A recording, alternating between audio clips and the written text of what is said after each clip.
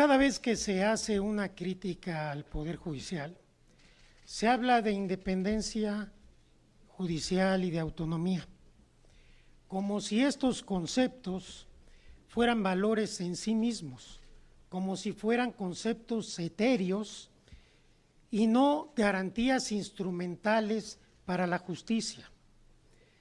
Se olvida casi siempre que la independencia judicial exige legitimación social, esto es, la confianza del pueblo, de la gente, en su aparato de justicia. Sin legitimación social, la independencia no es sino una máscara para juzgar en contra de los derechos y los intereses del pueblo. La legitimidad social en la justicia de México está rota desde hace mucho tiempo, pero quizás nunca ha estado en peor situación que ahora.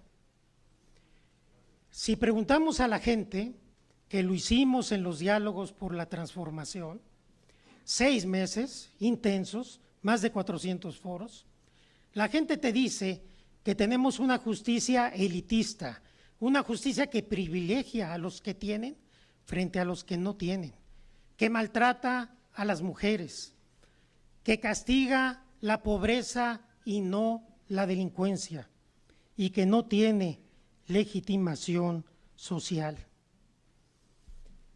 Hace unos años, ante esta situación tan grave de la justicia y en particular del Poder Judicial Federal, con el apoyo del presidente Andrés Manuel López Obrador y de la mayoría de las fuerzas políticas de este Congreso de la Unión, se llevó a cabo una reforma judicial con y para el Poder Judicial, una autorreforma del Poder Judicial que fue muy importante y que dio resultados mientras se tuvo la voluntad de que los diera. Se combatió como nunca la corrupción, se desarticuló el nepotismo, se previno y se castigó el acoso sexual, generamos una justicia digital completa, tuvimos una escuela profesional, judicial profesional, con una nueva carrera judicial, se generó un auténtico instituto de la defensa pública y lo más importante, se generó una política de igualdad y paridad de género. Lamentablemente, en enero de 2023 se tomó otra decisión y la decisión fue destruyamos todo lo que se hizo y confrontémonos con los otros poderes del Estado. Y entonces se dejó de combatir la corrupción, se regresó al nepotismo como cultura, se quitaron las políticas de paridad de género y de igualdad, la escuela judicial volvió a ser el club de amigos y el Instituto de la Defensoría Pública, el patito feo del Poder Judicial. Pero sobre todo se acrecentó la lejanía con el pueblo de México. La Suprema Corte se convirtió en defensora de las élites, de la oligarquía, de los poderosos, de la comentocracia, de la derecha. La Suprema Corte decidió otorgarle a la oposición en una suspensión, en una sentencia, lo que habían perdido en las urnas. Y esto lo dije en el Pleno de la Corte, siendo ministro en funciones. Pero lo peor, decidió intervenir en el proceso electoral de manera descarada con los hechos que hoy son públicos de todos nosotros. ¿Cómo se hizo todo esto? Con la máscara de la supuesta independencia judicial.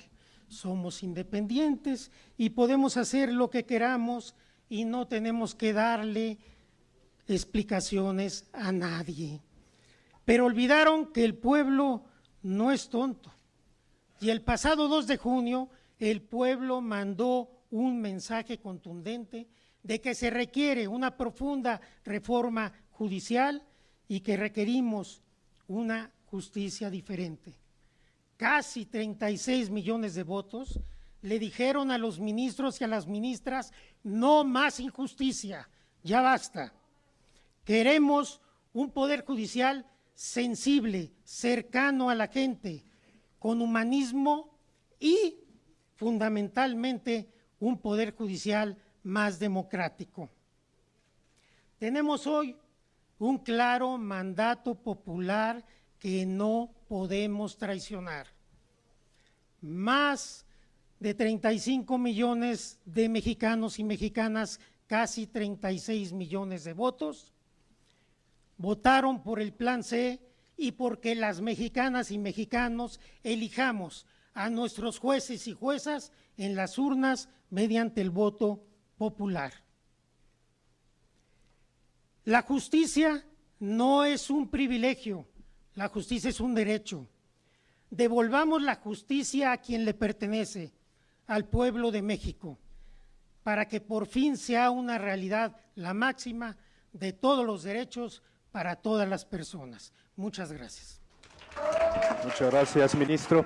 Con toda la autoridad moral, con datos, el expresidente de la Suprema Corte de Justicia ha denunciado lo perverso que es la presidenta Norma Piña y los demás jueces del Poder Judicial. No todos, pero la mayoría de los jueces están al servicio de la mafia del poder, están al servicio de esos traidores de la patria como Alito Moreno, Marco Cortés, Claudio X González.